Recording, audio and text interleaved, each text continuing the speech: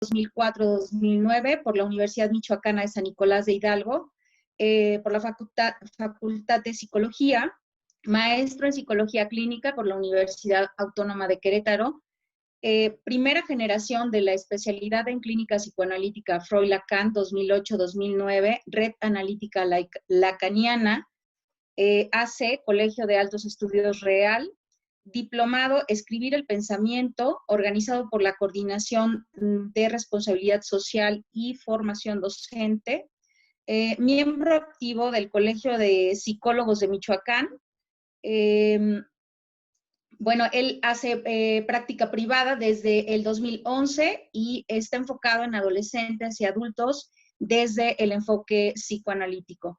Terapeuta alterno al Centro Integral de Intervención Psicológica de la Universidad Michoacana de San Nicolás de Hidalgo, en donde atiende a jóvenes y adultos desde el enfoque psicoanalítico.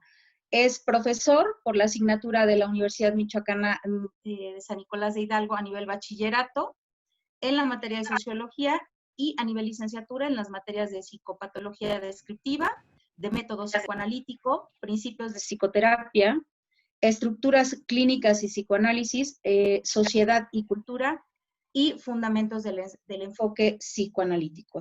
Es conferencista en temas de orientación educativa y de salud mental desde la perspectiva clínica y social. Bueno, pues acabamos de ver un breviario de los estudios y el trabajo a nivel profesional que ha hecho el maestro Luis Ernesto Franco Vallejo, y bueno, pues no me resta más que cederle la palabra en este momento al maestro. Maestro, bienvenido, buenas tardes. ¿Qué tal? Buenas tardes, muchas gracias al Instituto IFIJUN por esta invitación. También agradecerle a la maestra Lucy por la presentación y también al maestro Genaro por también la invitación el día de hoy a compartir un poquito acerca de salud mental y relacionado con la criminología. Voy a compartir la pantalla. Me dicen, por favor, si ya se empieza a ver.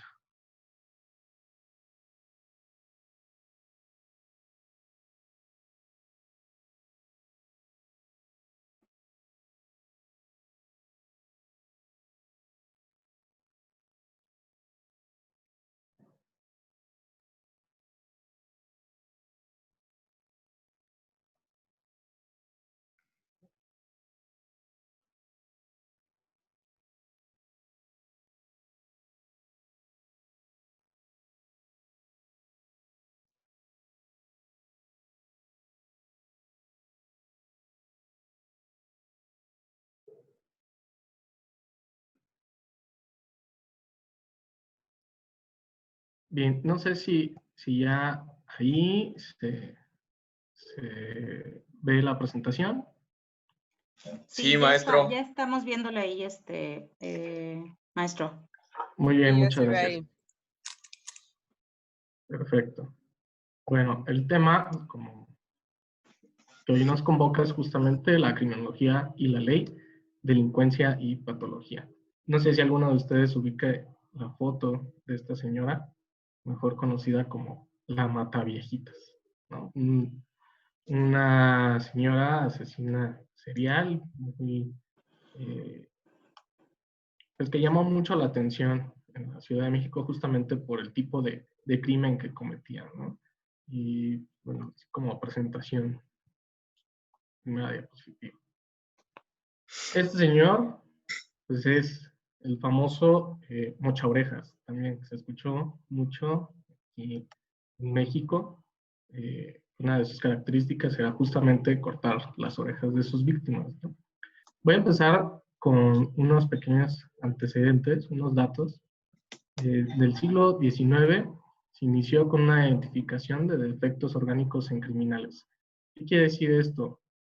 En criminología, Lombroso, digamos que inició a observar a diferentes criminales dentro de los anales de la prisión y se dio cuenta que ciertas características de los rostros, del rostro, la mirada, la mandíbula, la forma como se dirigían hacia los demás, pues daba cuenta de ciertos factores que de alguna forma ya llevaban o podían decirnos qué sujeto era potencial criminal o no, ¿no?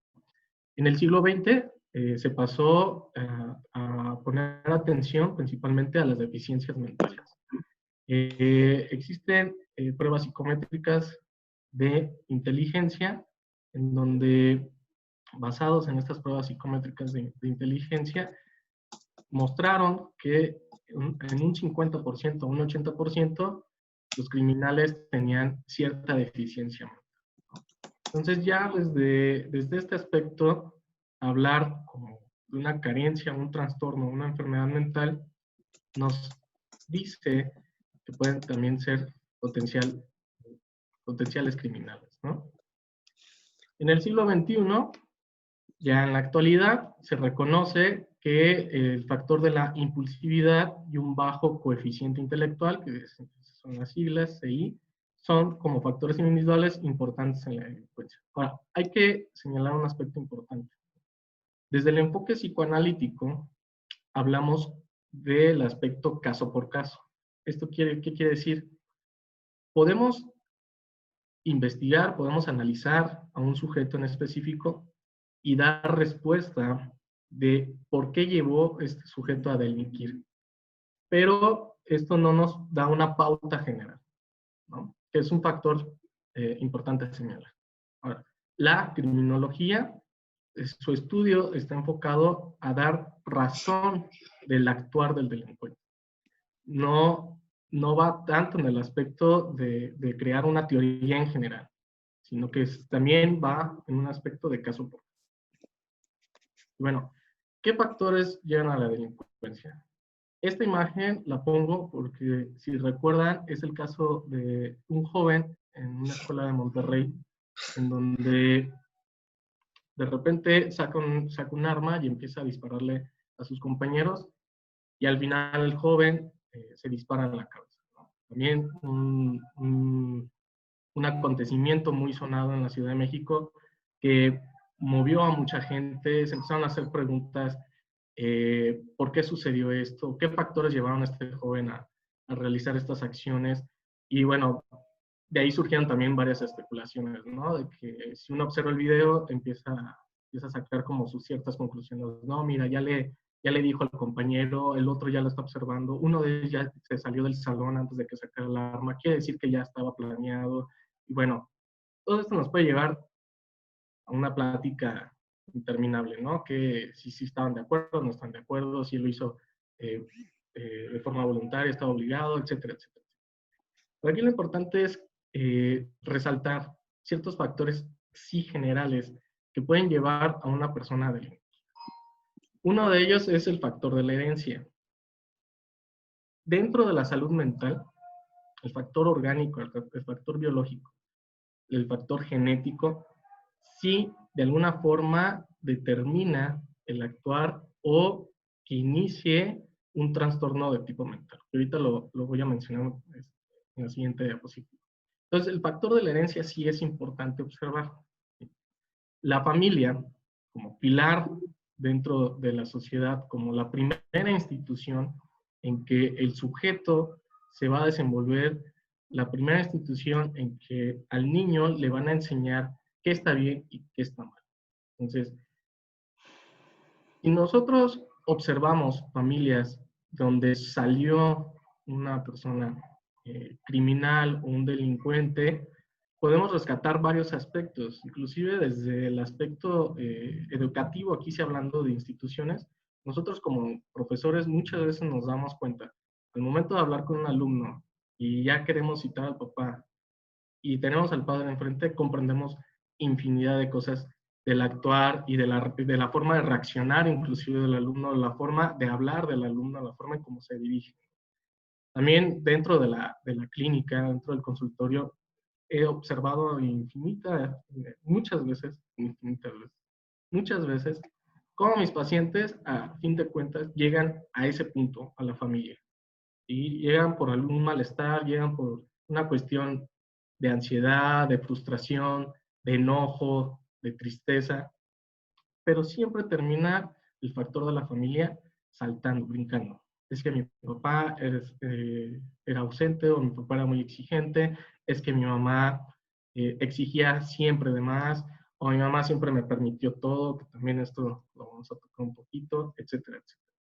El vecindario, claro, no es lo mismo vivir en una zona relativamente tranquila, porque bueno, también eso es como muy subjetivo, decir si estamos en una zona tranquila o no, porque pasa algo, la gente se va acostumbrando a ciertas acciones que suceden a su alrededor, ¿sí? Si diariamente escuchamos disparos en nuestro vecindario, inclusive podemos decir, pues ahora nada más dispararon 2 veces en lugar de 10 veces. Estuvo tranquila la noche. Pero eso para otras personas es, oye, espérate, pues es que no debes de escuchar disparos, no debe de haber disparos en tu colonia, en tu calle, con tu vecino, ¿no? Justamente, por poner un ejemplo de un vecino sumamente fiestero y en esta contingencia se la ha pasado de fiesta, entonces ya hay ocasiones que digo, bueno, por lo menos hoy en la noche pusieron música que a mí me gusta, ¿no? Pero en realidad no debe ser así. ¿Qué quiere decir esto? Llegamos a un punto en donde lo que no debe de ser se convierte en algo normal. No debe haber asesinatos dirigidos o simplemente no debe de existir asesinatos. Pero los hay. Y cuando dicen el índice de asesinatos disminuyó, decimos, qué buena onda. No debe haber. ¿Sí? La injusticia social. Bueno, esto mueve a todos. ¿Sí? Nos mueve a los docentes a hacer marchas para demandar nuestro pago de vengado, por ejemplo. Mueve justamente a una marcha de mujeres que ya están y ya estamos hartos sobre la cuestión de los feminicidios. Esa injusticia social no solamente mueve a una persona, mueve masas. Y justamente Freud hablaba también de la psicología de las masas. ¿Qué sucede con un sujeto que está dentro de una masa? Bueno, una de las características de un sujeto que está dentro de una masa es que pierde todo estado de conciencia. Es decir, actúa conforme la masa lo va llevando. Entonces, si yo soy una persona que, digamos, una persona de bien, que cumple con mis obligaciones, tanto en el hogar, como en la familia, como en sociedad, pero me encuentro dentro de una masa en un momento donde la masa está ardida, encendida, está a punto de destruir todo, lo voy a hacer. Porque también me siento protegido por eso más. Porque no va a haber una consecuencia directa a mí. Claro, si llega un policía y me agarra, a ver, tú prendiste la puerta. Pero fuera de eso, hay un retroceso del individuo dentro de una masa. Condiciones generales del mundo. Ahorita la cuestión del encierro por la pandemia, por el COVID-19, sí va a detonar varias situaciones de violencia dentro del hogar. Esto es indiscutible. De hecho, en el Colegio de Psicólogos, donde soy miembro activo, ya se formó un grupo en específico de emergencia psicológica, de apoyo psicológico. Son llamadas que uno puede realizar para pedir apoyo de un terapeuta y hacemos un trabajo de contención, ¿no? Obviamente no podemos, por las circunstancias, muchos sí abren su consultorio, la mayoría no lo abren, pero no podemos arriesgarnos también nosotros como individuos en el aspecto de la salud. Pero esa condición justamente está ahorita en todo el mundo, causa estrés, causa ansiedad, causa agresión, causa frustración. Sabemos que muchas familias pues empiezan a perder ingresos porque tenían un negocio pequeño y no lo pudieron abrir y ahorita ya no tienen solvencia económica y diferentes situaciones, ¿no? Simplemente tener a los niños, 3, 4 niños, todos esperando ser atendidos, pues eso denota mucho estrés, ¿no? Y los cambios sociales, que también esta situación va a originar un cambio social. Esta frase la pongo justamente porque va un poquito con el tema. Quizás el adulto es un niño empobrecido. José Fernández Bravo. Napoleón decía, para educar a un niño hay que empezar 20 años atrás. Es decir, hay que empezar con los padres. enseñarle a los padres cómo dirigirse, cómo hablar, qué aspectos sí reforzar y qué aspectos de alguna forma dejar de lado. Mucho se ha visto en las redes sociales en donde hacen hincapié en que no es tan importante la calificación que pueda sacar tu hijo en este momento. Lo importante es que esté relajado, que esté tranquilo, que siga siendo feliz. Y es cierto, las instituciones demandaron muchísimo para cumplir un plan de estudio y demostrar que va avanzando el sistema educativo. Pero la realidad es que eso genera mucha angustia, tanto al niño como a los papás. Entonces, a veces la reacción que puede tener un papá de voltear al niño y decirle, espérame, necesito terminar este trabajo, a lo mejor no lo ubica el niño como algo normal en ese papá y dice, ¿qué está pasando? ¿Por qué me habla así? ¿No? Y justamente eso conlleva a una estructura que más adelante, si no se ve en un primer momento, a partir de los 13, 14 años, se va a empezar a mostrar. Y es ahí cuando los papás dicen, bueno, ¿qué hicimos?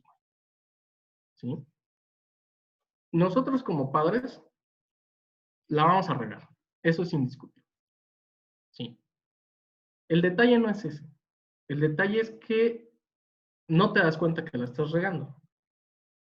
Pero aún, si te das cuenta que la estás regando, pero no haces algo por arreglarlo, eso es peor.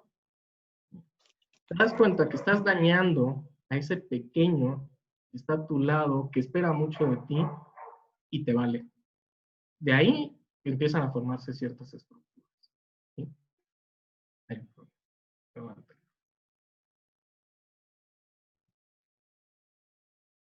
Desde el enfoque psicodinámico, que es justamente el enfoque clínico que surge del psicoanálisis, mencionamos que las experiencias infantiles excepcionales que destruyen su fe le generan sentimientos profundos de desamparo y posteriormente poderosos impulsos de revancha. Hay un momento en la vida del niño, en su desarrollo, tanto motor como psicológico, en donde le es permitido absolutamente todo. ¿Sí? Un bebé, digamos que en cierta forma no sabe qué es una frustración, qué es una falla, qué es la culpa, qué es la vergüenza. Si un bebé le da una cachetada a la abuelita, no se le regaña como se le pudiera regañar a un adolescente de 12, 13 años. ¿No? Fíjense, un adolescente de 12 años dando una cachetada a la abuela. Pues todo el mundo brinca, oye, ¿qué te pasa? ¿Por qué haces eso? Pero un bebé no, una cachetadita dice, no, no, y le agarran la mano y lo hacen a un lado y dice, no, abuelita no se le pega, pero no se le reprende como tal. Eso el niño lo va a ver como algo que lo va a satisfacer, es decir, le va a dar cierto placer. No solamente golpear a la gente, sino en muchos aspectos. El bebé puede dormirse donde quiera, puede llorar donde quiera, puede gritar donde quiera, puede hacer de sus necesidades fisiológicas donde quiera y nadie lo va a reprender. ¿Qué pasa? Que justamente ese placer que siente el bebé directo, hay un momento en que debe de ser detenido, debe de tener una barrera, un límite. Esto es a partir de los 2 años, año y medio, 2 años, justamente en el control de esfínteres. Bueno, todo este proceso, que no quiero ser muy enredoso en este asunto, a lo que voy es que la relación que tiene el niño pequeño con la mamá, primeramente, y con el papá, sí es sumamente importante para la formación de ciertas estructuras, ya sea una estructura psicótica, ya sea una estructura perversa, o ya sea una estructura neurótica.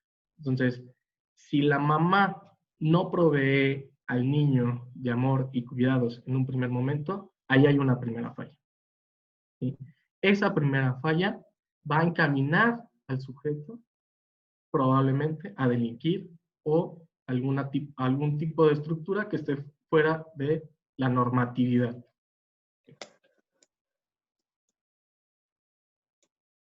Pongo en interrogantes determinismo. La infancia de ciertos jóvenes que cometen homicidios sin sentido transcurrió en el seno de una familia desintegrada que no les ofreció la oportunidad de identificarse con modelos positivos estables, sino solamente pobreza emocional y violencia primitiva. Esto que pongo aquí es generalizado, como decía al inicio, ¿no? Oye, pero existen casos en donde pues, el niño estaba en adopción, no estuvo con sus papás biológicos, siempre fue bulleado y es buena persona. Sí, claro, no lo dudo. Sin embargo, en estudios dentro de las prisiones, la población que se estudia en general tienen estas características. Familias desintegradas, descuido por parte de los papás, un ambiente hostil, un ambiente violento, violencia hacia ellos, ¿sí? Ya sea por algún tío, abusos, etcétera, etcétera. Entonces, como mencionaba, la familia como la primera institución donde deben de establecerse las normas sociales, donde deben establecerse la cuestión moral, la cuestión ética, pues simplemente para este tipo de sujetos no existe. Entonces, como no existe, no ubica qué sí puede estar bien y qué no puede estar.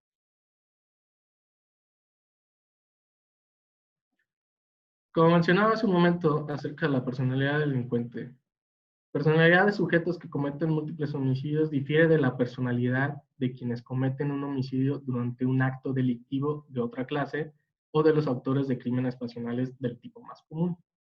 ¿Sí? Es decir, hay sujetos que fríamente calculan el crimen, es decir, cómo van a cometer o cómo van a delinquir. ¿Sí? Pero hay sujetos que por la situación cometen un delito. Y eso es muy diferente. Más adelante pongo algunas propuestas sobre el tratamiento que se le deben de dar a las personas que están en prisión y cómo podemos separar sujetos que pueden reincorporarse en la sociedad, pero que va a depender mucho del trabajo que se haga con ellos, el trabajo en grupo, de terapias ocupacionales, que es lo que le llaman actualmente. Es decir, hacerle ver a la persona que está dentro de prisión que puede ser un sujeto productivo y que no por las circunstancias en las que estuvo viviendo va a seguir siendo un parásito o alguien que no aporta nada a la sociedad. Este tipo de terapias ocupacionales va más desde el ámbito cognitivo-conductual, desde el enfoque cognitivo-conductual. Es cambiar la perspectiva que tiene este sujeto de sí mismo, ¿sí? Y gente, como mencionaba hace un momento, el discurso de los padres llevó a estos sujetos a cometer cierto tipo de actos, ¿no? Si el papá todo el tiempo le estuvo diciendo, eres un inútil, bueno para nada, yo no sé por qué te tuve, yo esperaba una niña o un niño diferente, pero ojalá me hubieran traído al niño de la esquina y no a ti que te encontré en un basurero, etcétera, etcétera. Frases que a lo mejor en un primer momento para muchos puede sonar como risorios, pero justamente lo que agarra el niño, lo que absorbe, no es así, ¿sí? Inclusive en los hermanos, sabemos perfectamente los hermanos quién es el consentido y quién no, ¿sí? Y un hermano puede decir, ay, mi papá es bien buena onda. Y el otro, teniendo el mismo padre biológico, va a decir, no, mi papá es un desgraciado. Eso justamente es la cuestión de la percepción de cada sujeto, ¿sí? Lo que para uno está bien, para el otro puede estar mal.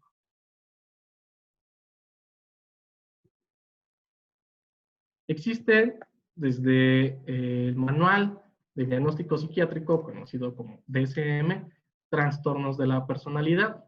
¿Qué quiere decir los trastornos de la personalidad? Bueno, son sujetos que tienen enfermedades mentales que desarrollan una estructura y la estructura como tal nunca va a cambiar, no se va a poder modificar. Se pueden adaptar, pero no se pueden modificar. Es decir, un sujeto que tiene una estructura psicótica no va a poder brincar de ser psicótico a alguien que no lo es. ¿Sí me explico? Y dentro de los ámbitos que estudia la criminología, hace referencia a que la esquizofrenia y la depresión melancólica es una población muy abundante en los actos criminales. Ahora, la esquizofrenia también tiene un asunto orgánico, ¿sí? Las sustancias químicas se generan en exceso. Yo les digo a mis alumnos, es como si dijéramos que la esquizofrenia es un exceso de bienestar y alegría que te causa alucinaciones y delirios.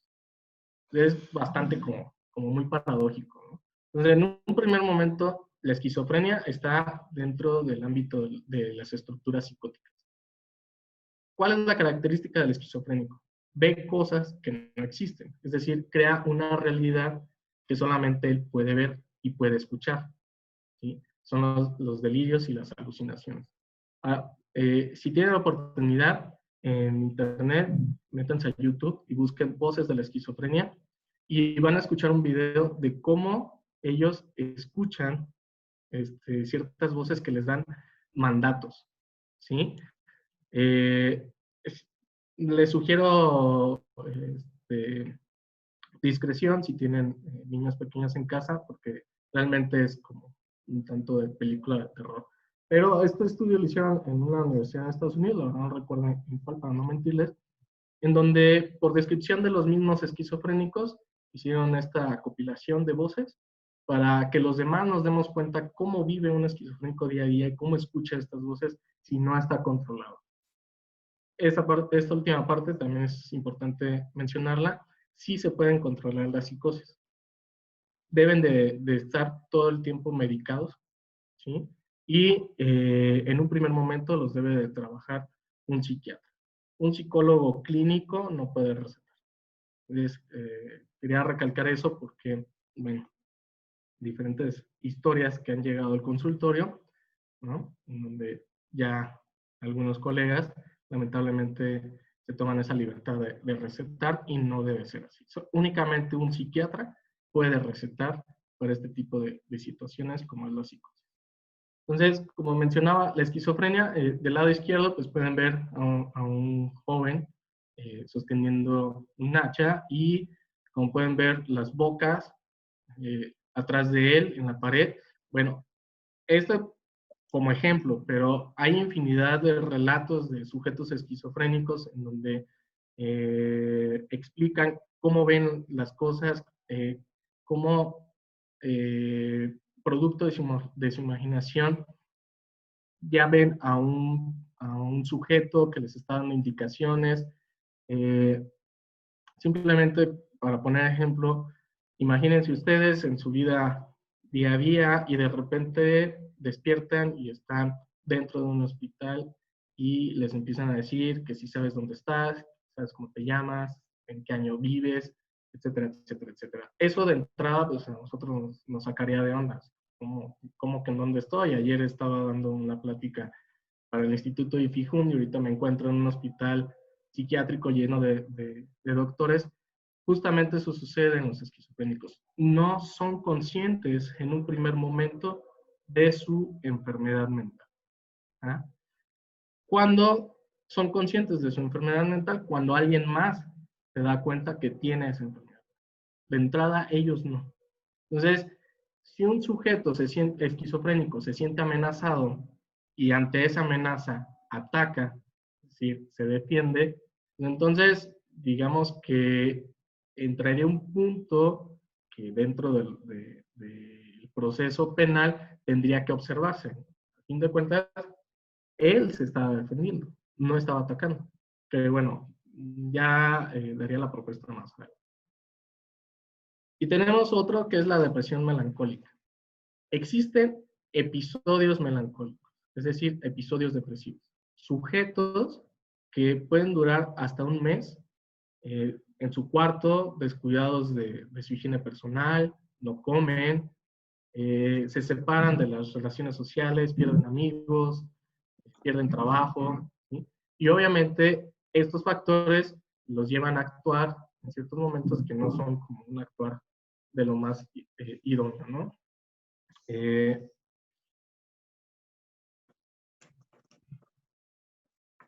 Y tenemos otro tipo de personalidad, que es el antisocial, el psicopático o el sociopático. Estos tres, en el manual diagnóstico psiquiátrico, como mencionaba el DSM, que actualmente estamos en el DSM-5, lo maneja a la par, ¿sí? Antes se hacían como una pequeña diferencia, ¿no? Del antisocial al psicopático, al sociopático.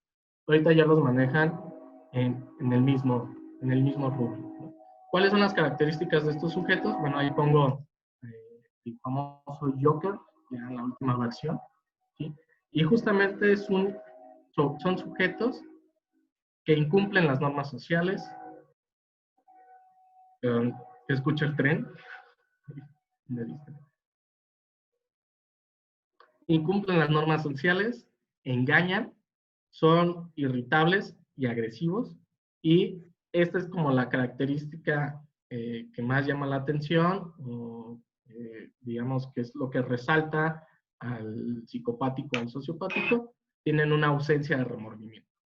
Es decir, los actos delictivos pues no tienen culpa, no les da vergüenza. ¿Sí? Oye, que es que mataste a tu mamá y a tu hermana y luego estrangulaste y quemaste al perro, pues ¿qué onda? ¿Sí? Esa es como la característica esencial de estos sujetos. No conocen lo que es alegría, lo que es tristeza, lo que es enojo, lo que es ira. No lo siente como nosotros lo sentimos, ¿no? Si, no sé, yo me peleo con alguna persona, pues a lo mejor más tarde estoy como que necesito arreglar las cosas con él, creo que no me tendría que haber puesto como me puse, pero ellos no, ellos simplemente no sienten absolutamente nada, y es justamente esta parte de ausencia de remordimiento como esa característica principal de los sujetos psicopáticos, sociopáticos. Aquí, bueno, este es otro asesino serial muy conocido en Estados Unidos principalmente, Charles Manson, que creó toda una secta, y también si tienen la oportunidad de ver las entrevistas que le realizaron a este sujeto, pues son bastante escalofriantes porque el tipo a veces parece que ni siquiera está hablando en un parámetro de realidad, como pudiéramos estar platicando con nuestros semejantes, habla de cosas que nada que ver con lo que le están preguntando, tiene comportamientos muy excéntricos, ¿sí? Es muy teatral en su forma de expresar, hace gestos en el rostro como queriendo abrir mucho los ojos, abre la boca, saca la lengua, es como una forma muy, muy llamativa de este personaje, muy, muy interesante. Estas personalidades son incorregibles. Muchos cometen pequeñas ofensas, pero dentro de este grupo de sujetos surgen los criminales más temibles, ¿no? Como el caso de Charles Manson. También podríamos hablar en cuestiones históricas, personajes como Adolf Hitler, etcétera, ¿no?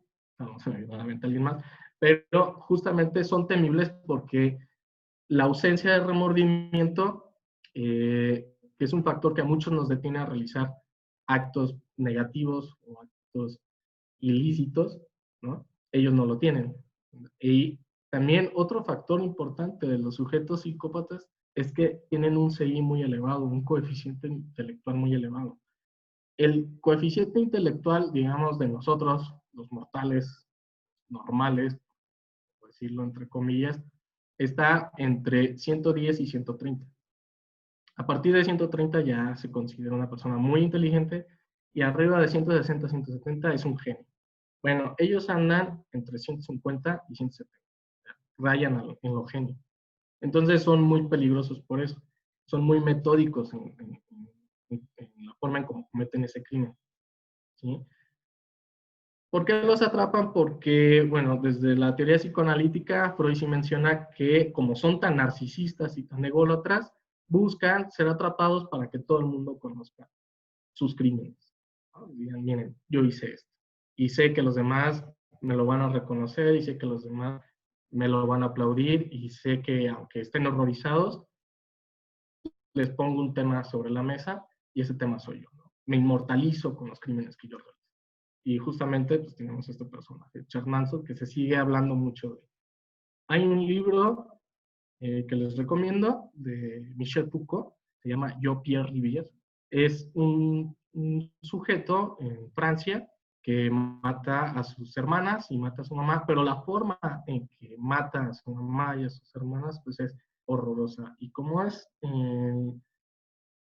si mal no recuerdo, alrededor de 1800 el crimen que realiza Pierre Rivière, pues todos los policías, abogados, médicos en ese entonces, pues están sumamente impactados porque lo entrevistan y él redacta una carta, ¿no? Dice: yo, Pierre Rivière, habiendo degollado a mi hermana, a mi madre, bla, bla, bla, bla, y da las razones de su crimen. Y una de ellas él decía que su mamá estaba castrando a su papá, es decir, que Dios le mandó un mensaje en donde le pedía que le devolviera el poder a su padre. Entonces lo que estaba haciendo era un mandato de Dios y lo que estaba haciendo era, su objetivo era devolverle el poder al padre.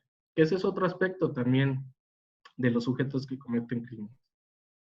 Inconscientemente es una carencia de autoridad que ellos ven en las personas a las cuales les están realizando actos, ¿no?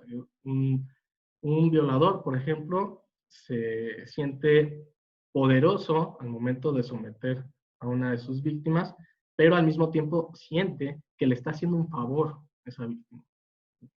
Es algo bastante horroroso, ¿no?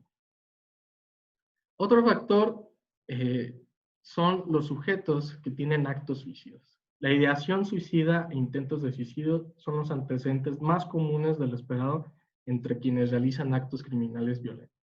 Y aquí sí quiero hacer un llamado en este momento a las personas que me están escuchando, que no desmeriten un acto suicida. Es decir, lo que comúnmente se comenta cuando sabemos que una persona intentó suicidarse es: quiere llamar la atención. O que es un acto cobarde.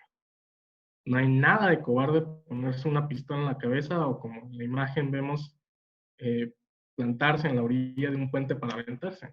Creo que más bien se requiere mucho valor para hacer ese tipo de acciones. Entonces, sí hay que tener mucho cuidado. Si de repente escuchamos a un conocido y que empieza a decir: es que fíjate que últimamente me he sentido muy mal y hasta he tenido ganas de quitarme la vida, no reaccionemos como de la forma que les acabo de decir, de otra vez la misma cantaleta. No, lo que yo reiteradamente comento es que a lo mejor sí hace ese intento suicida, pero en el intento lo consigue. A lo mejor tiene planeado, ¿no? Mis papás llegan a las 8 de la noche. Bueno, a las 7:30 me tomo unas pastillas que sé que tardan cierto tiempo en hacer efecto y ya me van a ver tirado en el piso y van a llamar a una ambulancia y me van a salvar. A lo mejor sí, pero ¿qué tal si ese día que se toman las pastillas, sus papás por alguna razón se les ponchó una llanta o le hablaban unos compadres: oye, vente a la casa, y se fueron a la casa, se desviaron del camino y no llegan a la hora? Pues se muere, el sujeto se muere. Entonces, del intento pasa al acto. Nosotros le llamamos justamente así, pasaje al acto. ¿Sí? Entonces, hay que tener mucho cuidado cuando escuchamos a las personas justamente en ese sentido, ¿no? Y ahora, con mayor razón, ¿sí?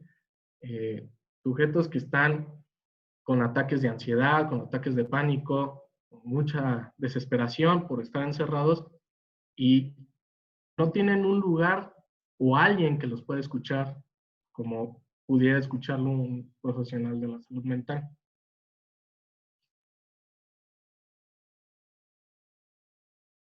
Otros sujetos son los sujetos perversos o lo que en el manual diagnóstico psiquiátrico les nombra como parafilias, ¿sí?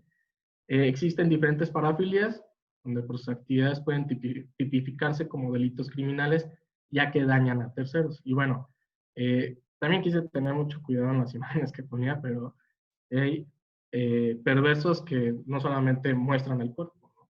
Y estadísticamente la población femenina es la que más sufre por este tipo de acciones de perversos, que tiene que ver justamente con una cuestión de poder por parte del género masculino, de mostrarle a la mujer quién manda, de alguna forma, ¿no? Y dentro de los sujetos perversos, la pedofilia tiene el índice de homicidios más elevados que otras desviaciones sexuales, ¿no?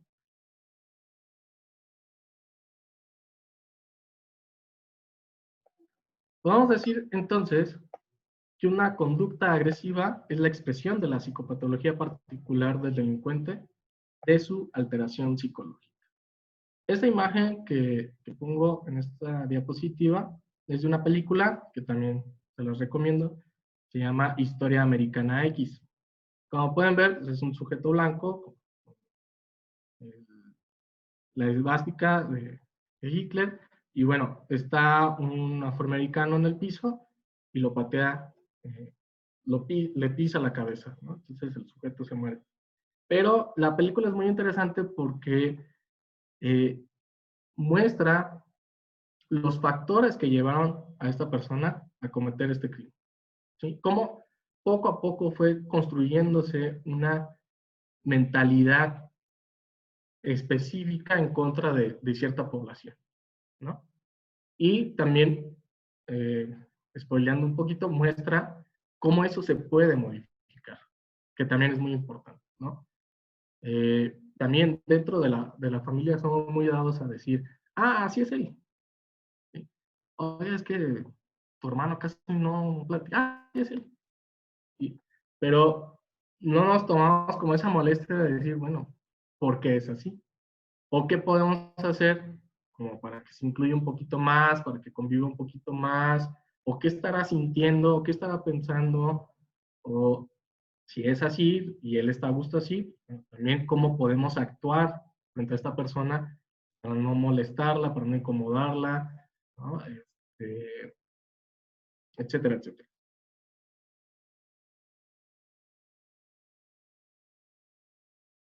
Delincuencia y sociedad, que es otro factor. Dentro de la psicología clínica decimos que el sujeto se forma en tres esferas. Una es la biológica, como ya lo mencionaba, hay un factor genético en los sujetos. Por ejemplo, el temperamento se hereda, el carácter se va formando, pero el temperamento se hereda. Y es ahí cuando en muchas situaciones decimos, ay, eso lo sacó del papá, no, eso lo sacó de la mamá. Sí, efectivamente, hay una herencia ahí biológica, que es el temperamento, como decía, el carácter se hereda. Entonces tenemos la esfera biológica, tenemos la esfera psicológica, como ya mencionaba, esto tiene que ver principalmente con la relación de los niños y sus padres, como primer factor. Nosotros, dentro del ámbito psicoanalítico, le llamamos relaciones objetales, porque el niño ve objetos, no ve papá, mamá en un primer momento, ve objetos que lo están, que lo proveen de sus necesidades básicas, como es el alimento, el hogar, la protección de ambientes hostiles, etcétera, etcétera. Y un tercer factor es el social. Y justamente entramos en este ámbito, ¿no? Delincuencia y sociedad. Hay condiciones generales que son un cambio acelerado, un hacinamiento, dificultades para el transporte, deterioro del medio natural, insalubridad, desnutrición, desempleo, perdón, y falta de educación. Creo que las dos últimas, desde mi punto de vista, son muy, muy importantes, el desempleo y la falta de educación, que también lo estamos viviendo hoy en día. Muchas personas, lamentablemente, se están quedando sin empleo por el encierro, por el confinamiento. Y bueno,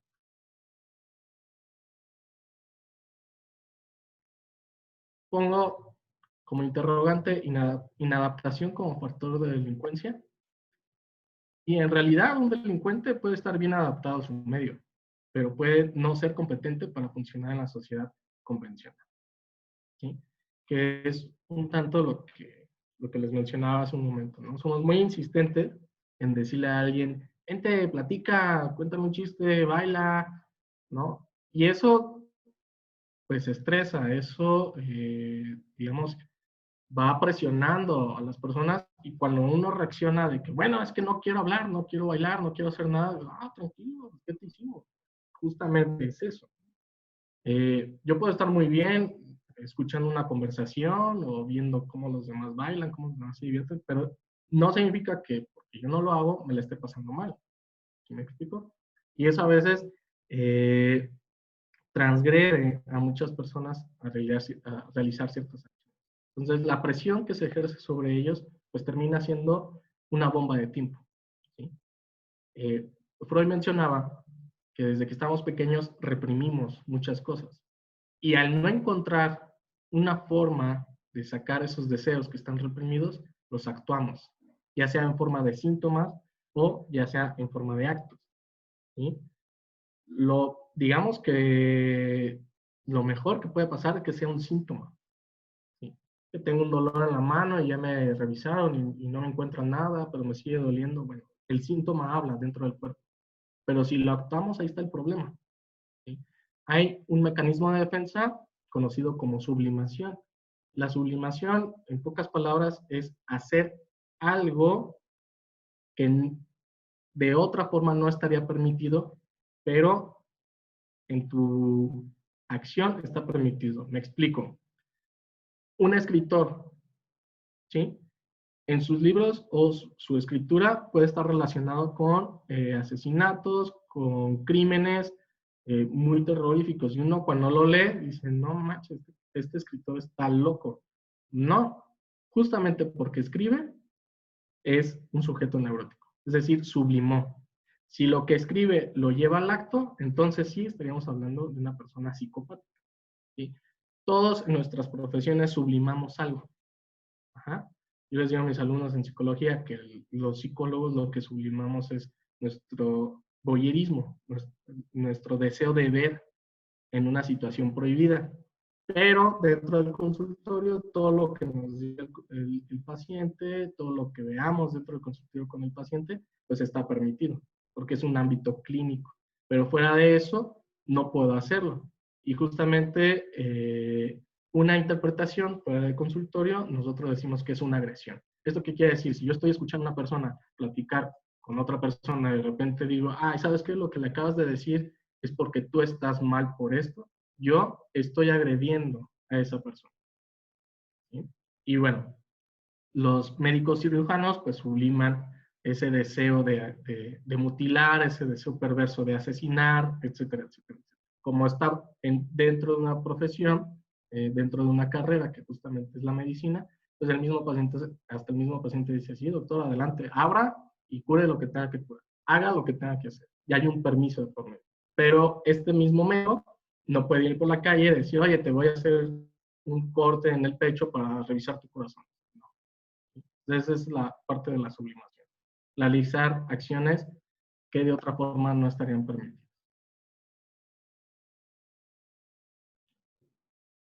Etienne de Greff mencionaba, todo acto delictuoso es la resultante de causas, ¿no? Que es una postura de este teórico. ¿Sí? Y dentro de esos factores de la delincuencia, justamente, como ya mencionamos, es violencia familiar, falta de identificación con el padre, dominio de la madre, aislamiento, timidez excesiva, fantasías recurrentes de poder y de revancha, abandono de la escuela, poca capacidad para tolerar la frustración y tendencias suicidas, nuevamente, ¿no? Son algunos de los factores que este autor mencionaba que llevan a un sujeto a delinquir.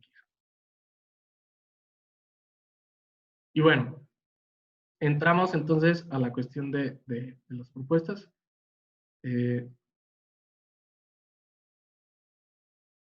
Bueno, no sé si al final de la presentación vamos respondiendo las preguntas en el chat. Hasta ahorita me di cuenta que por ahí están escribiendo. O las respondemos de una vez, maestra Lucy.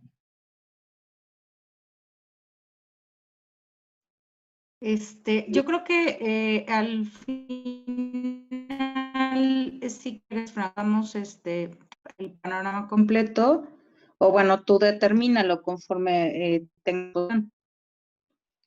Ok, sí. Sí, terminamos. Solamente hay una pregunta, una duda hasta ahorita, y bueno, Okay. como hemos estado haciendo la dinámica, es hasta el final de la ponencia se hacen todas las cuestionamientos. Perfecto. Bien, gracias. Bueno, entonces vamos llegando a la parte como de propuesta que se hace desde la psiquiatría. ¿Sí?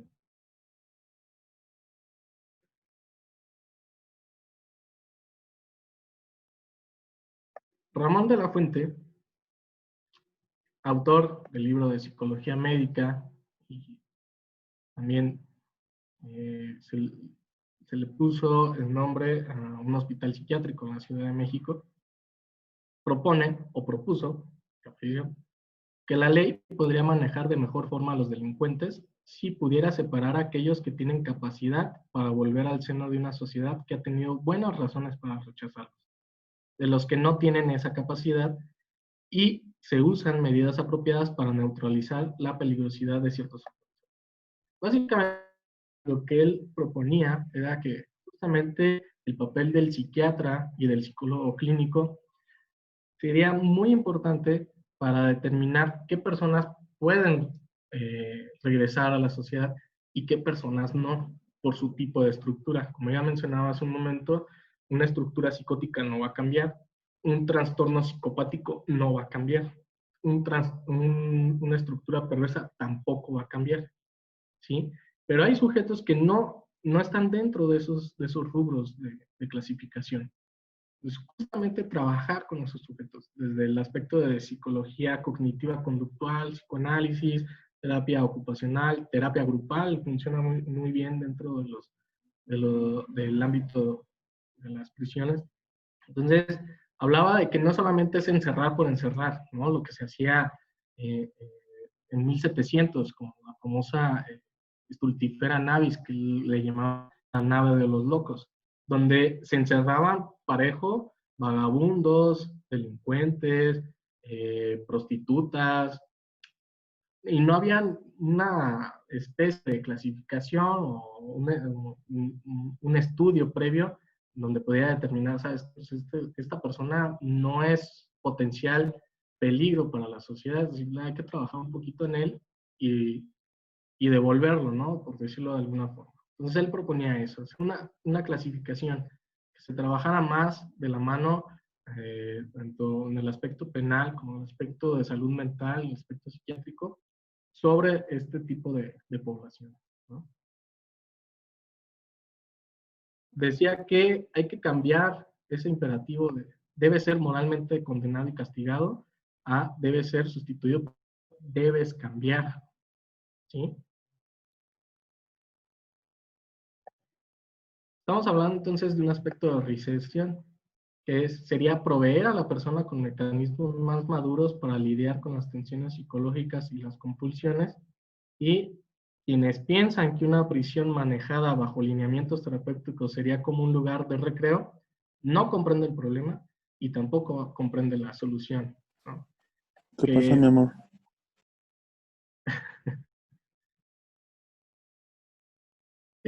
Hace tiempo salió una propuesta de ley, aquí la verdad ya no le di seguimiento, donde decía, inclusive se pusieron en los espectaculares de las diferentes ciudades, pena de muerte a asesinos y violadores, ¿no? Se deja de lado tajantemente el aspecto de salud mental. Va sobre el acto, no sobre la persona que comete el acto, ¿sí? El acto es matar y violar, pena de muerte, directo. Entonces, a mí me impactó mucho esa propuesta de ley porque justamente desde mi formación, pues soy consciente de que hay trastornos mentales que llevan a un sujeto a cometer crímenes. Sí, son horrorosos los crímenes, claro, eso no lo dejamos de lado, pero que hay factores que no necesariamente ellos son conscientes de ese acto. Se ha podido observar que un buen hospital con un manejo experto y humano facilita que muchos enfermos recuperen su estabilidad, mejoren el control de sí mismos y puedan rehabilitarse socialmente. Y bueno, la postura psicológica es ni la condenación ni el castigo son lo esencial. Lo más importante es cambiar al criminal para que pueda reincorporarse a la sociedad y decir, tú has hecho una cosa repugnante, a decir, tú eres una persona repugnante, hay un mundo de diferencia. Pues bueno, por mi parte ahora sí, sería todo. Les agradezco mucho su atención.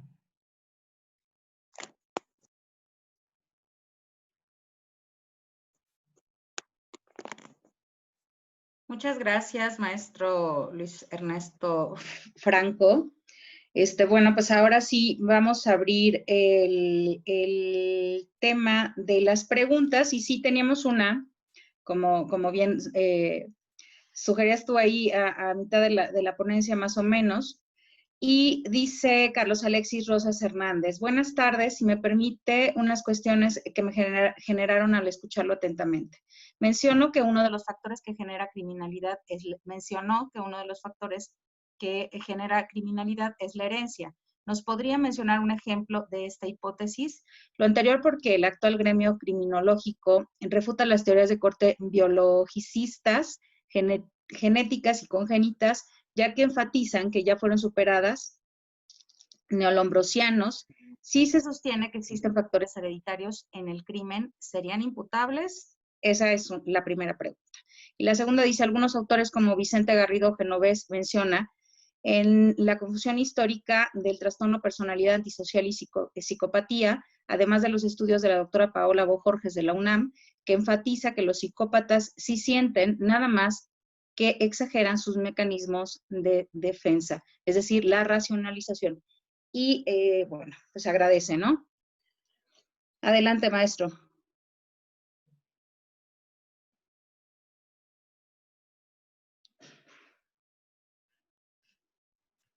Esta pregunta la hizo Carlos Alexis, ¿es correcto? Sí, sí.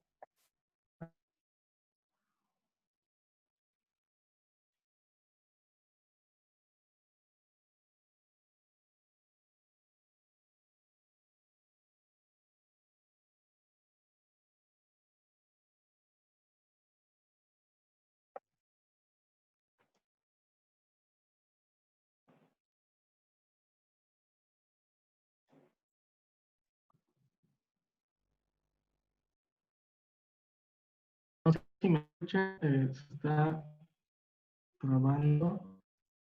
Sí, se está cortando un poco.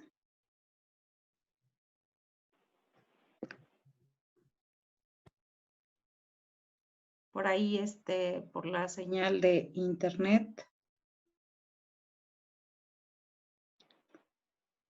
Bueno, en lo que recuperamos la señal y dejamos pendiente esta pregunta, en lo que el maestro recupera un poco la señal. Bueno, pues, Francisco, muy buena conferencia, muchas gracias. Carlos Alexis Rosa, sería muy importante saber su opinión. Toda persona que comete un delito tiene que llevar un tratamiento. Yajaira, excelente ponencia, muchas gracias, maestro. Ireri, gracias, buena conferencia. Maestro, ¿estás por ahí? ¿Te tenemos de vuelta? Sí, ya me conecté con el celular, no sé qué Muy pasó. bien. Sí, pero bueno, ya sucede. Pero bueno, ya está resuelto. Entonces, vamos con la pregunta de Carlos Alexis, que las dos situaciones que te mencionaba. Sí. Nada más déjenme cerrar la de mi compu para que no se escuche el resultado. Listo. Okay. Ajá. Listo. ¿Ahí me escuchan bien? Sí. Perfecto, gracias. Bueno, ¿me pueden repetir la pregunta, por favor? Sí, por un lado era el asunto de los factores que generan la criminalidad. Mencionabas que una de ellas era la herencia. Sí. Y el cuestionamiento era que hay algunas teorías de corte biologicistas, genéticas y congénitas que ya enfatizan que ya fueron superadas este tipo de situaciones. Y se sostiene que existen factores hereditarios que en el crimen serían imputables. Gracias. Sí. Respondiendo a esa primera pregunta, cuando yo mencionaba que hay un factor genético, quizá no fui muy claro, no era determinante para que el sujeto cometiera actos delictivos, pero sí, digamos que aumenta la posibilidad de que se cometan actos delictivos. Principalmente me voy a enfocar más a la cuestión de los trastornos mentales, como es la psicosis, la esquizofrenia y la paranoia. Yo mencionaba que ellos en un primer momento no son conscientes de su enfermedad, Pero estadísticamente hablando, si uno de mis familiares, padres, mejor dicho, sufrió ese tipo de trastorno, mi posibilidad de sufrir ese trastorno pasa de 0.5 a 60-70%. ¿Sí? Y bueno, esto lo vemos también en enfermedades como la diabetes, el Parkinson, la Alzheimer.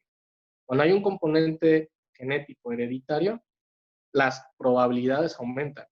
Pero efectivamente estoy de acuerdo con el compañero que realizó la pregunta, no va a determinar justamente que esa persona eh, sea criminal.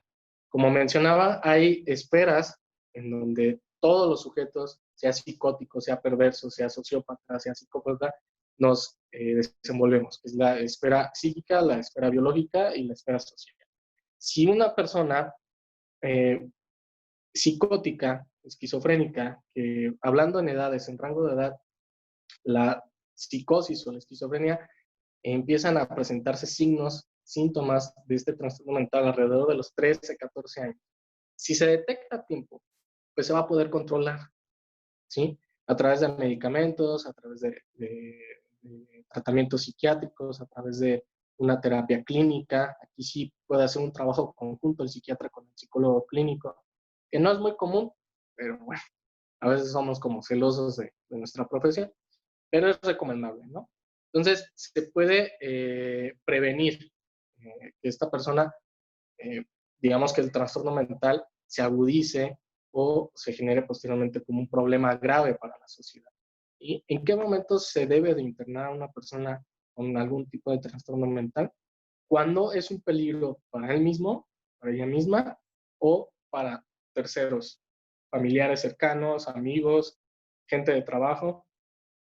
De hecho, hay varias clínicas donde los esquizofrénicos deciden estar internados y tienen justamente estas terapias ocupacionales que yo les mencionaba como una forma de reinserción social, aunque en realidad es como muy triste, porque ellos mencionan que, bueno, lo que hacen en muchas clínicas es que los esquizofrénicos se enseñan a hacer como pastelitos, postres, en general postres, y los venden para solventarse ciertos gustos, ciertos gastos.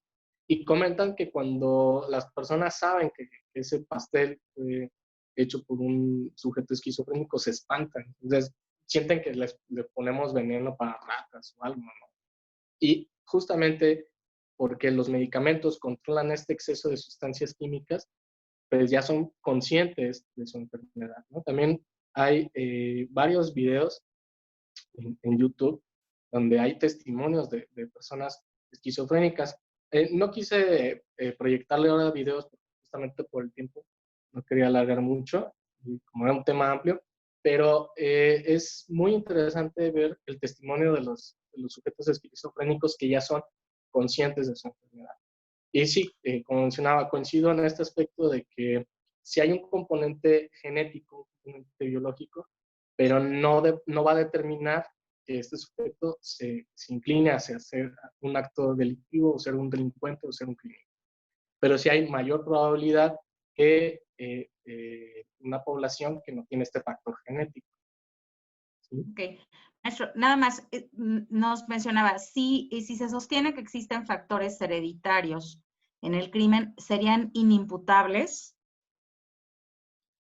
Justamente estaba revisando el Código Penal en ese aspecto y de lo que recuerdo que leí es que dice, cuando la persona no es consciente o no, su trastorno no fue hecho consciente.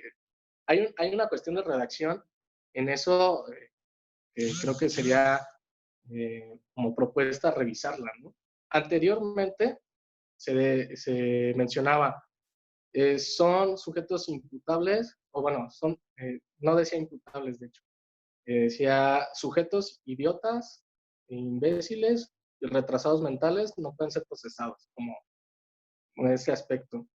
Entonces, la verdad es que en el ámbito de lo penal, pues no conozco mucho, pero desde mi opinión, yo creo que sí tendríamos que tener cuidado, por un lado, detectar si efectivamente son sujetos con trastorno mental. Y por otro, ¿sí? Si no lo son y toman la vía del trastorno mental para librarse justamente de las consecuencias de sus actos, ¿qué se puede hacer en esas situaciones? ¿No? Más bien plantearía yo como esa situación. Pero desde mi punto de vista es que si yo atiendo o analizo un sujeto paranoico ya con el diagnóstico bien puesto de que es un sujeto paranoico, y él hace referencia de que se sentía amenazado, de que había demonios o que lo querían matar, pues justamente ahí creo que sí marca cuando no hay conciencia de sus actos, ¿sí? Sería imputable, ¿no? Entonces, justamente platicando con mi esposa decía, mira, hay un componente como muy curioso, dice, de lo que yo entendía, a lo mejor me pueden corregir. Si, digamos, una persona toma mucho, se embriaga, toma un coche, atropella y mata, en un primer entendimiento sería imputable. Pero hay una parte donde dice, siempre y cuando no se haya inducido ese tipo como de componente. Es decir, el sujeto que tomó fue consciente de que estaba tomando, era consciente de que se estaba embriagando, entonces por lo tanto no es imputable. Así lo entendí. Pero en el caso de un trastorno mental, como les decía, ellos no son conscientes de su trastorno mental. Entonces consideraría que sí sería un aspecto que llevaría a ser imputable. No sé si respondí. Ok, gracias. Dice, sería importante saber su opinión. Toda persona que comete un delito tiene que llevar un tratamiento. Y tenemos algunas otras preguntas, por si quieres como agregar un poco el asunto de las respuestas para irnos un poco más rápido, maestro. Toda persona que comete un delito debe de llevar un tratamiento, entiendo, psicológico. Desde mi punto de vista, sí. Si no se puede individualizado, sí en un aspecto grupal, que es a lo que se le apuesta más dentro de las prisiones, hacer terapia grupal. Reitero, también hay que identificar si las personas que cometieron ese delito pueden ser reinsertados en la sociedad o no, como en el caso de los psicópatas, sociópatas, que no presentan remordimiento en sus actos. Estos sujetos simplemente tendrían que pues, atenderse a la consecuencia de sus actos, simplemente. Los demás que no presentan este tipo de trastornos o estructuras, sí sería conveniente un proceso terapéutico en miras a la reinserción. Ok, perfecto. Gabriel Duque Foucault decía que el poder determina lo que es normal y lo patológico. ¿Considera el ponente que es así? Por las actividades que realiza el político, ¿pudiera estar en la caracterización de los sociópatas? Hay muchos sociópatas dentro de los ámbitos políticos. Sí puedo decir eso. Inclusive hay un texto que se llama Memorias de un enfermo de nervios, de Schreber. Les recomiendo mucho. Y justamente era un juez, si no me equivoco, que él desempeñaba sus actividades en el ámbito político como cualquier otra persona. Hasta después se dieron cuenta que era paranoico. Pero yo creo que sí hay mucha estructura sociopática en las cuestiones, como mencionaba, de poder, ¿no? Específicamente en tintes políticos. Ok. Rosa Arriola dice que a las personas privadas de su libertad se les vista de igual manera o se les identifique de igual manera y no puedan elegir libremente su vestimenta, ¿afecta de alguna forma? La vestimenta. Ajá, que las personas privadas de su libertad se les vista de igual manera y no puedan elegir libremente ¿Su vestimenta afecta? Ok. Pues aquí no sabría decirle, la verdad, si el aspecto de la vestimenta puede tener un impacto digamos, en la percepción del sujeto. Sí, hay un enfoque de psicología de colores que en lo personal no estoy muy especializado en eso, que habla sobre algunos colores para relajar a las personas, otros sí, lo que invitan esos colores como a acelerar procesos. Si vas al comedor, el color es muy blanco, muy molesto, entonces lo que hacen es comer rápido y vete, ¿no? Pero en la cuestión de la vestimenta, no, la verdad no estaría muy seguro en ese aspecto. Ok. Liliana Covarrubias, excelente ponencia. Gracias, Liliana Narváez. Muy buena ponencia. Gracias, Liliana Medina. Manzanera, dentro de su libro Criminología Clínica, hace referencia, el sujeto antisocial necesita tratamiento de acuerdo al crimen que realizó, para ello bajar los índices de criminalidad. Solamente hay una participación. Carlos Alexis, inimputable, sí, hice la corrección. Samantha, ¿nos puede repetir el nombre del libro que recomendó, por favor? Por ahí recomendaste el libro de Michel Foucault. El libro de Michel Foucault se llama Yo, Pierre Rivière. Pierre es P-I-E-R-E,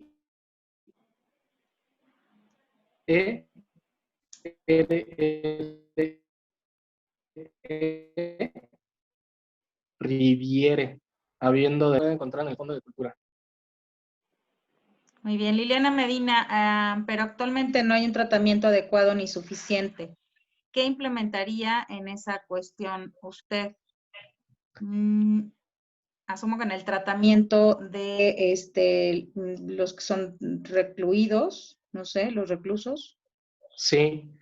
Voy a hacer una comparación, a lo mejor no es muy buena, pero hace ya más de 12 años se empezó a implementar las pruebas de control y confianza, las llamadas pruebas de control y confianza, en donde profesionales de la salud mental, específicamente psicólogos clínicos, realizaban pruebas psicométricas a elementos de la policía para ver si eran aptos para ejercer su profesión dentro de la policía.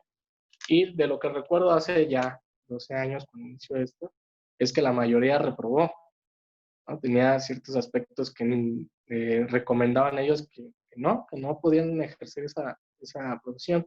¿A qué voy con esta comparación? A que las pruebas psicométricas te orientan sobre la estructura del sujeto en cierto aspecto, pero no es como un resultado 100% viable. Es decir, no te puedes basar 100% en los resultados de las pruebas psicométricas.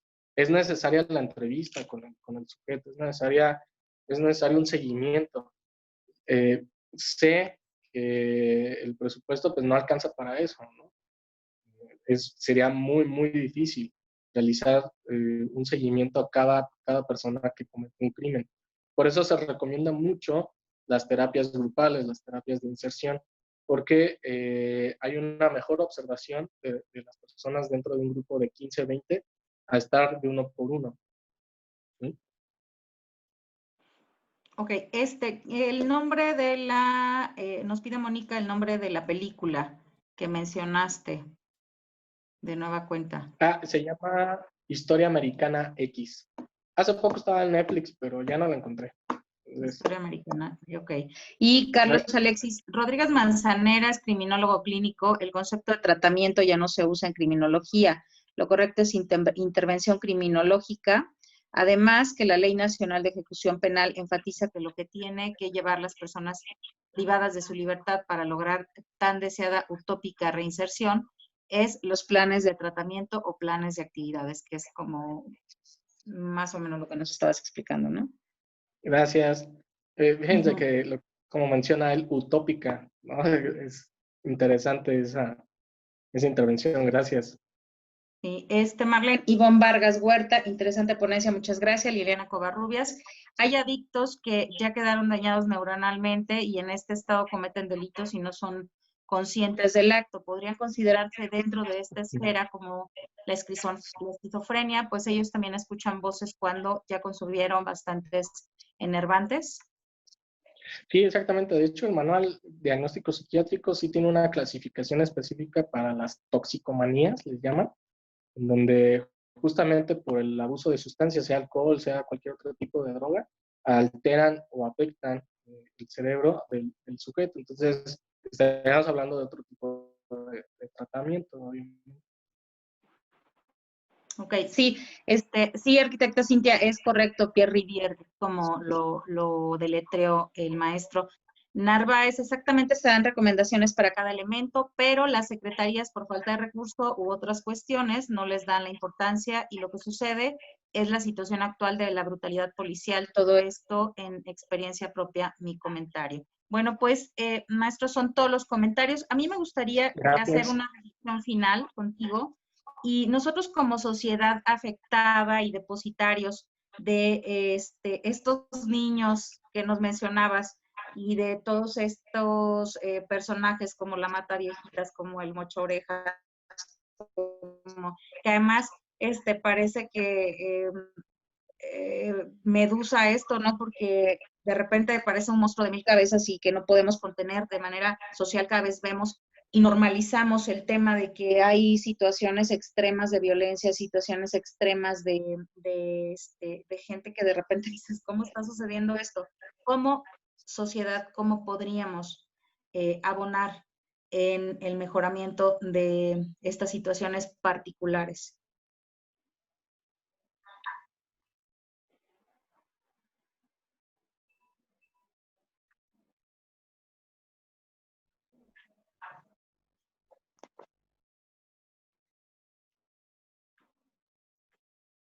Creo Sí, que ya, Franco. ¿no? Sí, te escucho. Sí, perdón, me perdí la última parte, maestra Lucy.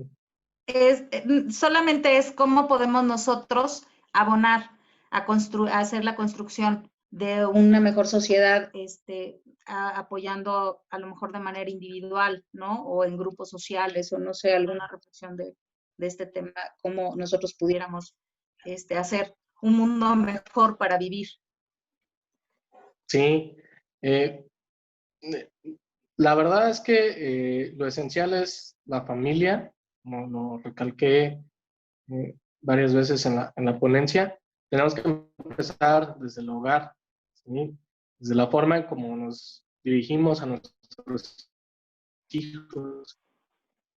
A mí, no que me espante, pero la verdad, sí una mamá con un niño apenas de 4 o 5 años y empieza a decirle hasta de lo que se va a morir por algo muy simple, que se le haya tirado el vaso con agua o algo, y lo sapea y le azotan, le jala los cabellos, etcétera, etcétera, etcétera. Entonces, yo creo que una cuestión que sí se debe trabajar mucho es la famosa escuela para padres, que muchas escuelas ya lo insertaron, pero no, desde mi punto de vista, no lo están haciendo de forma idónea,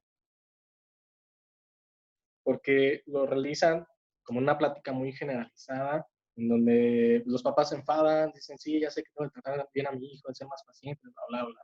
Pero no hay como un estudio, como una especie de estudio socioeconómico. Y aparte también hay que tener mucho cuidado porque en la clínica infantil, decirle a un papá, sabe que la está regando, no de esa forma, no con esas palabras, obviamente, del consultorio. Entonces, ese avance se pierde completamente, ¿no? Entonces, la invitación que yo haría es empezar por uno, ¿no? La forma en cómo me dirijo a mi pareja, a mis padres, a mis hijos, la forma en cómo yo pueda reaccionar en ciertas situaciones. Hace mucho pasaban comerciales de cuenta hasta 10, yo creo que eso tiene que volver, porque justamente también en los medios interactivos, Facebook, WhatsApp, YouTube, pues no hay filtros, ¿no? En mi caso particular, pues, yo descargo una aplicación, puede ser YouTube Kids, y a lo mejor estoy relativamente seguro de que mi hijo no va a ver cosas que no debe de ver, pero si hay contenido de caricaturas en donde no abonan como este aspecto moral o ético que yo quisiera que se implementara en mis hijos, ¿no? Entonces también hay que poner atención en estas aplicaciones, ahorita el famoso TikTok, por ejemplo, ¿no? Donde uno puede descargarlo como para entretenerse un rato, pero luego hay contenido que no debe haber un niño de 10, 11, 8, 7, 5 años. Entonces, la idea o la postura sería empezar en casa, principalmente. Yo creo que eso va a determinar. Y la educación, un acceso a la educación. buena educación. Bueno, sabemos que eso también es un malestar general en México, por lo menos. Así es. Bueno, pues, maestro Luis Ernesto Franco Vallejo, muchísimas gracias por esta ponencia, la criminología y la ley de delincuencia y patología mental. Muchas gracias a todos los asistentes y, bueno, gracias también al Instituto de Formación e Investigaciones Jurídicas de Michoacán. Un aplauso, sí. Bravo, maestro. Muy bien. Muchas gracias por la invitación y gracias por la paciencia también en esto que se traba a veces.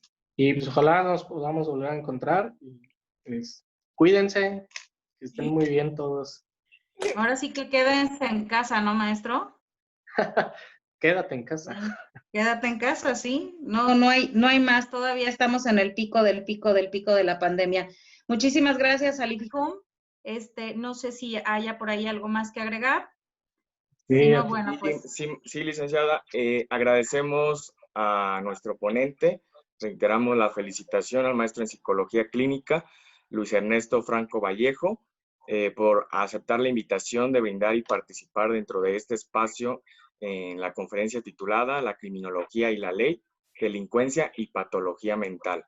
Gracias por compartir, maestro, su conocimiento y su experiencia con nosotros dentro de este tema interesante en la sociedad actual del derecho. De la misma manera, IFIJUM también agradece el apoyo de la licenciada Irma Lucía Castillo Vega por su participación como moderadora dentro de esta plataforma virtual. Brindemos un fuerte aplauso.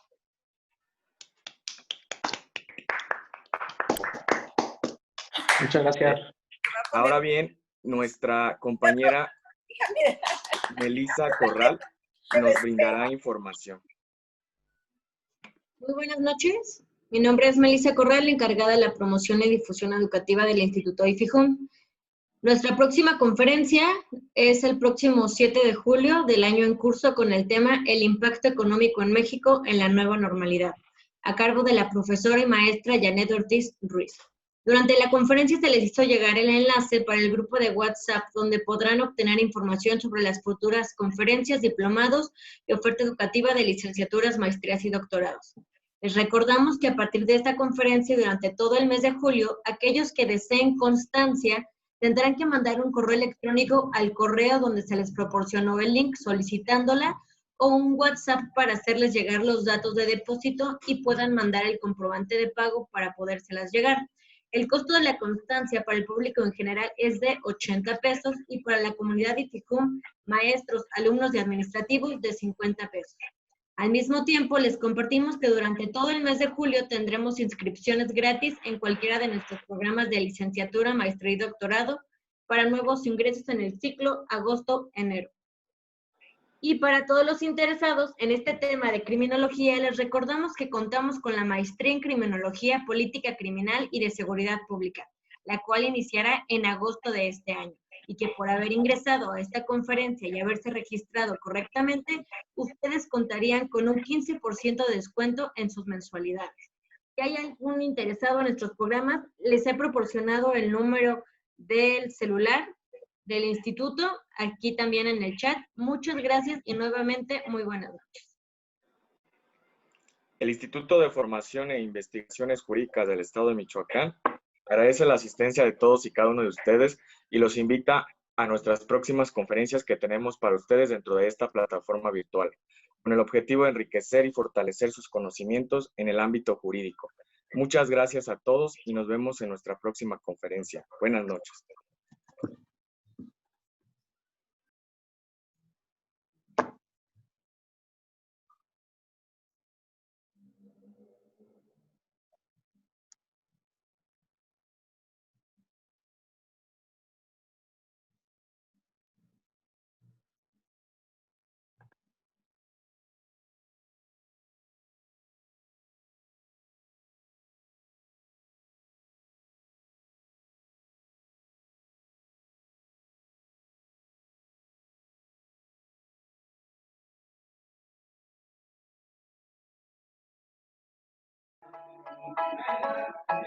No me gusta. They say, oh my God, I see the way you shine. Take your hand, my vision fades to both.